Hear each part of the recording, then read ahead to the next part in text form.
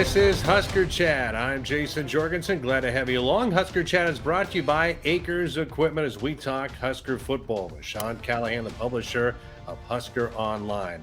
Sean, what a difference a week makes. What a performance by the Huskers as they blew out Northwestern 56-7.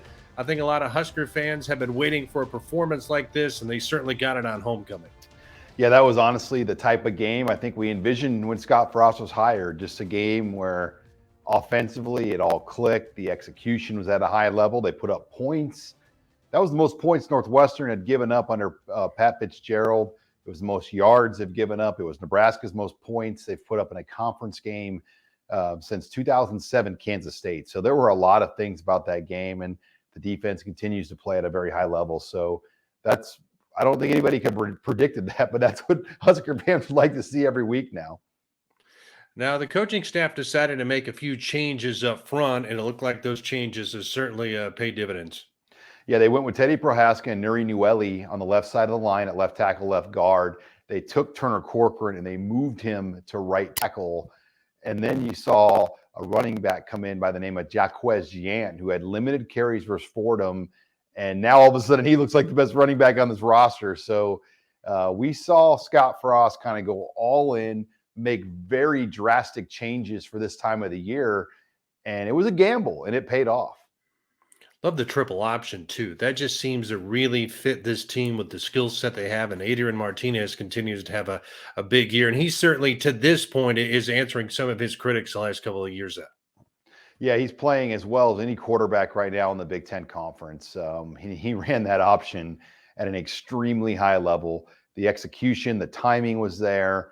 The blocking was there. I mean, the Xavier Betts touchdown run happened because of a great seal block by Travis Vokalek. So when they are clicking and moving it like that and getting protection and getting a push, a lot of things can look different, as we saw Saturday night with this offense. Do you think everything is fixed, or do we need to see a little more here from the Huskers? One thing's for sure. If you look at this team from where they started against Illinois to where they are now, they've certainly improved quite a bit, and that's got to be a plus, especially for some fans who are looking for a glimmer of hope. Yeah, I think this team, talent-wise, is as good as any team Scott Frost has had, but now they've got to stack on Saturday and play at another high level. And what an opportunity this week. You're at home against Michigan. You don't get this type of opportunity to win a top 10 game very often. And the spread is only 3 points. I think you can't even really say Nebraska is a big underdog when the point spread's only 3. And I think Memorial Stadium can really play a factor in this game on Saturday.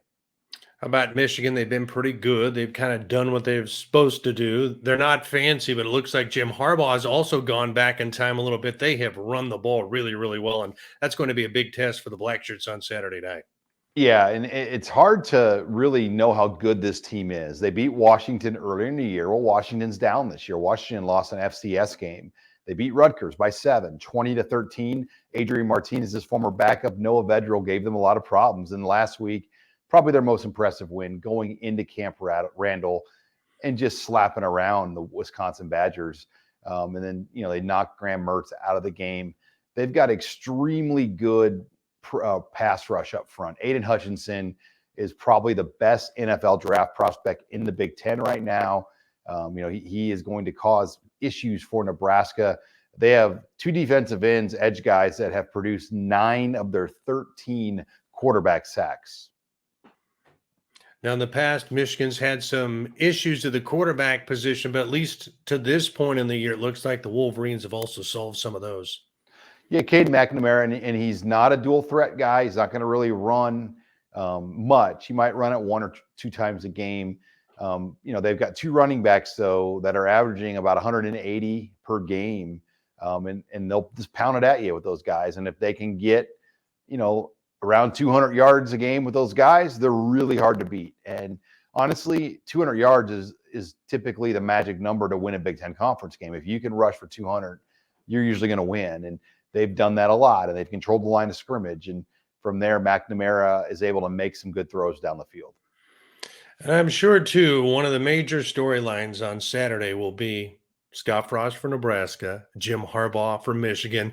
They're each kind of in similar situations. Now, Harbaugh has certainly won more there at Michigan, but he's not been as successful as he was supposed to be. And Frost, on the other hand, certainly has had some issues in Lincoln. Yeah, you look at these two guys, Frost in year 4. I think Harbaugh's in his 7th year at Michigan, and things have kind of gone backwards for Harbaugh, where it looked like they were well on their way at the beginning of his run. And as for Frost, was last week the start of a turning point. I think, yeah, it's a very intriguing matchup. Two guys that came home that maybe haven't been treated to home cooking as of late, and I think both are trying to get things back on stronger terms.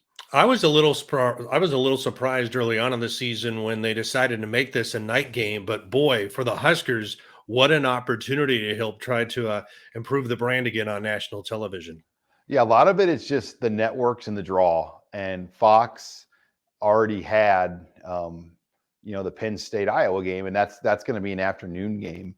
So ABC had Nebraska and Michigan as their opportunity, and it just happened to fall in the night. So some of it is luck of the draw and who has the picks, who has the windows, and once Fox starts airing baseball playoffs and things at night in the fall, like there's less night games on Fox and other things. So yeah, this is Nebraska's first ABC game, Jason, since 2019 Ohio State.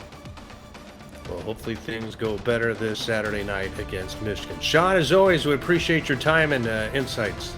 Thank you, Jason. You bet. And that was Sean Callahan, the publisher of HuskerOnline, joining us each week for Husker Chat, brought to you by Acres Equipment. I'm Jayson Jorgensen.